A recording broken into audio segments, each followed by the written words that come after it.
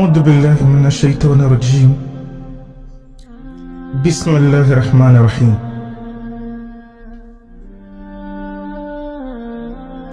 In the Hadith of the Prophet sallallahu alaihi wasallam, Aisha radiyallahu anha reported that the Messenger of Allah said, "Angels were born out of light."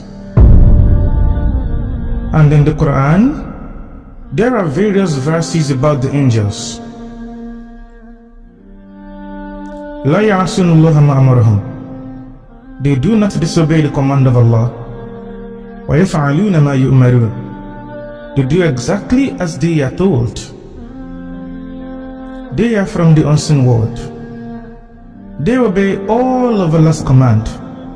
They worship Him and submit to Him without fail.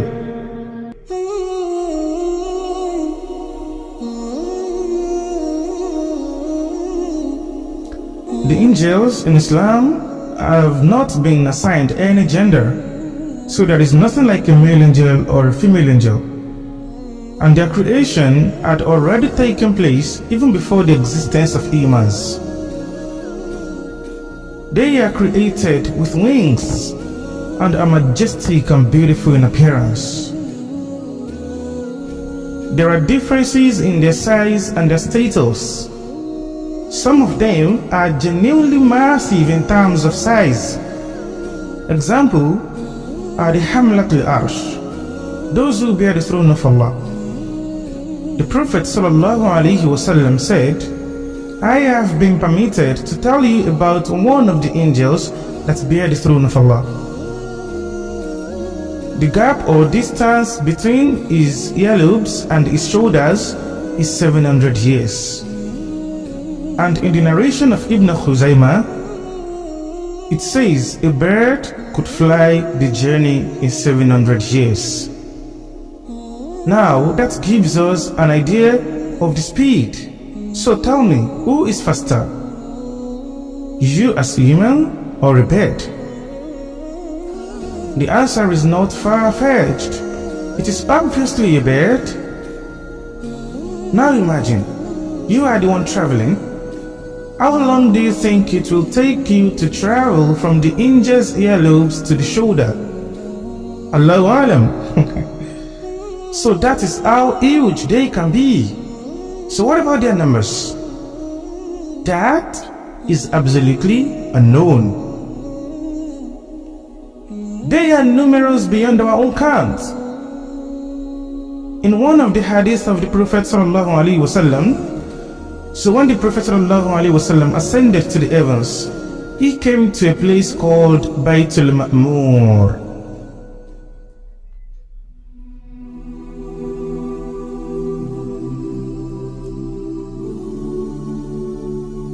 And this Baytul Ma'mur is like a Kaaba in heaven. And every day, 70,000 angels pray there. And once they are gone, they never return there. So those angels, when they left there, they don't come back the second day. They are replaced by another 70,000 angels. And once those sets leave too, they are not coming back there again. Another 70,000 angels will replace them the next day. And when they are done, they don't return too. Now, this has been happening before the existence of Iman, in a timeless time, when the time wasn't known to man, when days are not counted. Now imagine, since the beginning of time, how many angels have visited Baytul Ma'mur?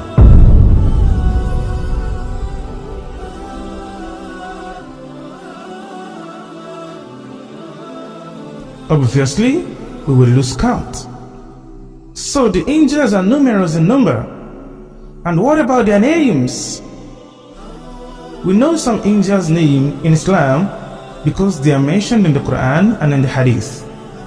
An example is Mika'il, Israfil, Munkar and Nakir, Harut and Marut, Malakul Maut, and so on and so forth. and the greatest of them all, Archangel Jibreel alayhi salam. Allah bestowed upon them tremendous responsibilities and capabilities. They are able to take different forms, such as man, and they can travel at a very great speed than anything recorded by scientists.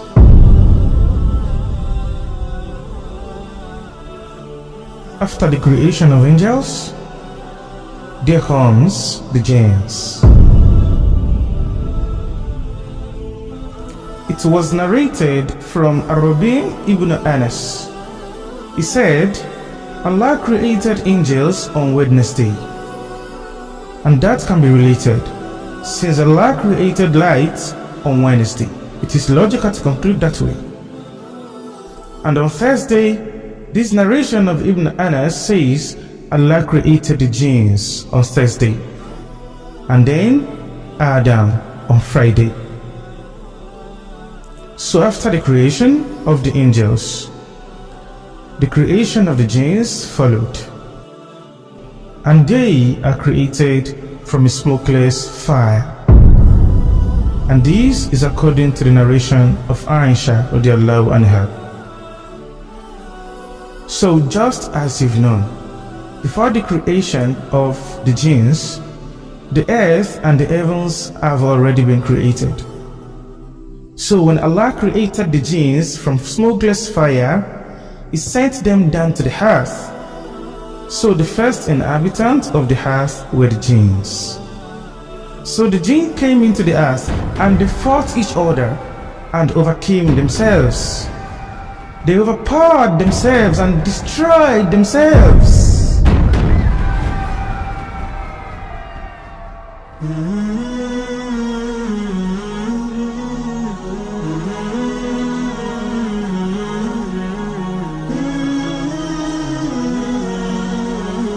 So this jinn lived for 2,000 years before Adam, and they are very strong and powerful creatures. And according to the Hadiths of one of the Sahaba, he said, Allah has created different types of jinns. One type can take a different form, such as dogs and snakes. And another jinns are those that fly, and they fly with their wings. And some can travel and rest. An example of jinn who can fly around will be Ifrit. And that was the jinn who took the majestic chair of Balqis to the palace of Prophet Sulaiman alayhi salam. So this jinn transferred Balqis' chair to Prophet Sulaiman's palace in a blinking of an eye. Subhanallah. Now, a general misconception that people have about jinn is that they are all bad creatures of Allah. They are all evil beings. But that is not absolutely correct.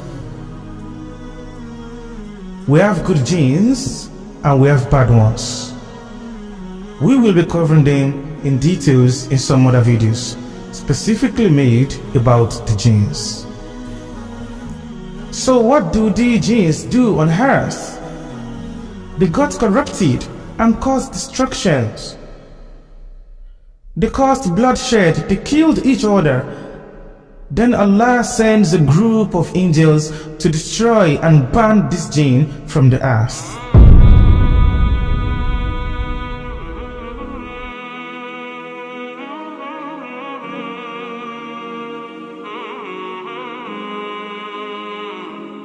And there, another war began. And that is the war between the angels and the jinns.